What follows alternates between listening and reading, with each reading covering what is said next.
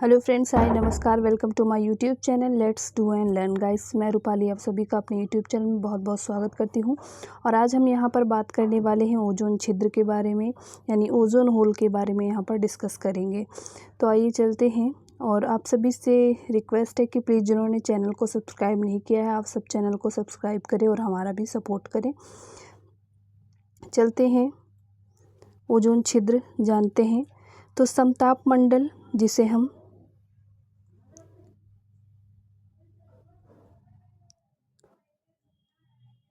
समताप मंडल में पाई जाने वाली ओजोन परत को, जिसे हम क्या कहते हैं, जीवन की रक्षक कहते हैं या छतरी कहा जाता है, क्योंकि यह सूर्य की पराबैंगनी जो किरणें होती हैं उसको अवशोषित कर लेती हैं, रोक लेती हैं। तो उसको क्या कर लेती हैं, तो उसको अवशोषित कर लेती हैं और पृथ्वी पर आने से रोक देती हैं। ओजोन जो परत है वो किस में पाई जा रही, किस मंडल में, तो आपको ये बताना है।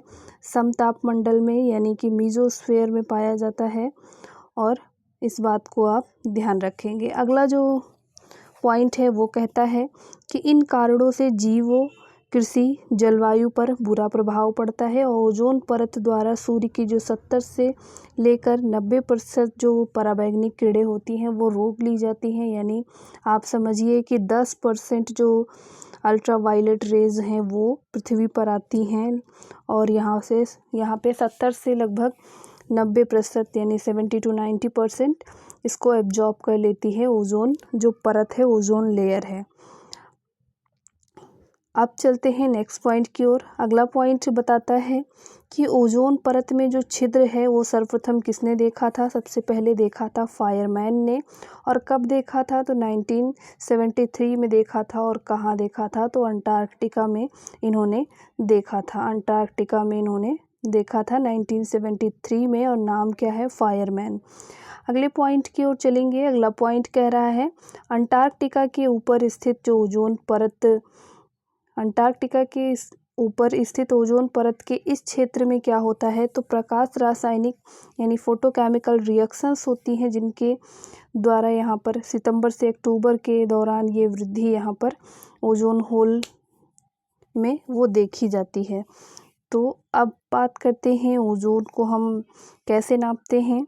तो ओजोन की जो सघनता है, यानी ओजोन की मोटाई, ओजोन लेयर की मोटाई नापने के लिए डॉप्सन यूनिट का यूज़ किया जाता है। डॉप्सन मीटर में इसको मापा जाता है, ओजोन की जो सघनता है या सांद्रता है। और अंटार्कटिका की जो वायुमंडल में ओजोन का जो सांद्रण है वो क्या है, तो वो 220 डॉप्सन यूनिट से कम हो जाने पर यहाँ पर क्या हो जाता है, ओजोन होल का निर्माण हो जाता है, ओजोन होल बन जाता है। अगले पॉइंट की ओर चलेंगे। अगला पॉइंट कहता है ओजोन परत में छिद्र होने का जो प्रमुख कारण है वो क्लोरीन है। यानी क्लोरीन के कारण क्या होता है कि ओजोन छिद्र बढ़ता है।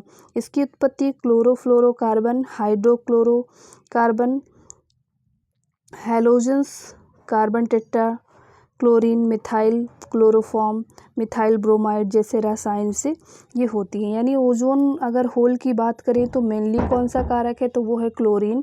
और क्लोरीन इसकी उत्पत्ति किस चीज़ से होती है, तो इन सारी चीज़ों से, यानी क्लोरोफ्लोरोकार्बन से भी क्लोरीन बनती है, हाइड्रोक्लोरोकार्बन से बनती है, हैलोजन से बनती है, carbon tetra chlorine methyl chloroform से बनती है, और मिथाइल ब्रोमाइड से भी ये बन जाती है। तो आइए चलते हैं नेक्स्ट पॉइंट की ओर। यानी वैज्ञानिकों के अनुसार क्लोरीन का जो एक अणु है वो ओजोन के 1 लाख अणुओं को तोड़ सकता है। 1 लाख अणु, समझ रहे हैं, क्लोरीन का एक अणु और 1 लाख यानी 1 लाख गुना ये हानिकारक है हम सभी के लिए।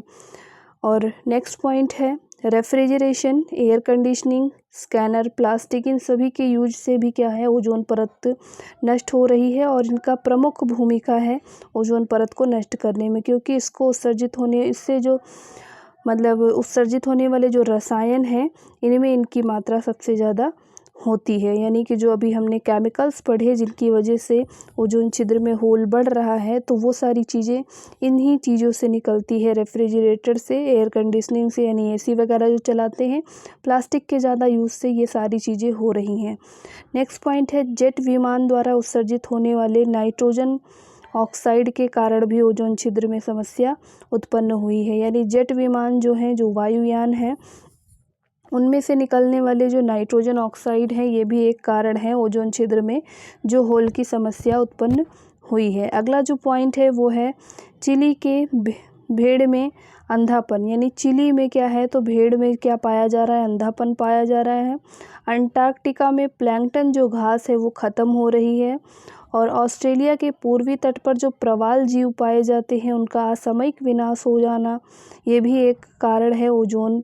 इसका कारण भी किसको माना गया है, तो ओजोन की जो परत में कमी आई है, जो ह्रास आई है, ओजोन का जो नुकसान हो रहा है, तो ये भी एक रीज़न उसका है। अगला जो पॉइंट है, ओजोन परत में बढ़ते छिद्र को रोकने के लिए 16 सितंबर 1987 को मॉन्ट्रियल प्रोटोकॉल हुआ था, जो कि कनाडा में हुआ था। एक अंतर्राष्ट्रीय सम्मेलन आयोजित किया गया था जिसमें ओजोन छिद्र के लिए जो उत्तरदायी रसायन हैं, जो केमिकल्स हैं, उनके यूजेज में क्या किया जाए, तो कटौती किया जाए। और विभिन्न राष्ट्रों ने इसमें सहमति दिखाई थी। और 16 सितंबर को पूरे विश्व में हम ओजोन दिवस के रूप में सेलिब्रेट करते हैं, मनाते हैं। यानी ओजोन को बचाने के लिए जो जागरूकता है वो भी यहाँ पर इस दिन बताई जाती है। तो उम्मीद करती हूँ ओजोन छिद्र आपको समझ आ गया होगा। और वीडियो कैसी लगी कमेंट में कमेंट करके ज़रूर बताएं और चैनल को ज़रूर सब्सक्राइब करें। Thank you for watching. नमस्कार, जय हिंद।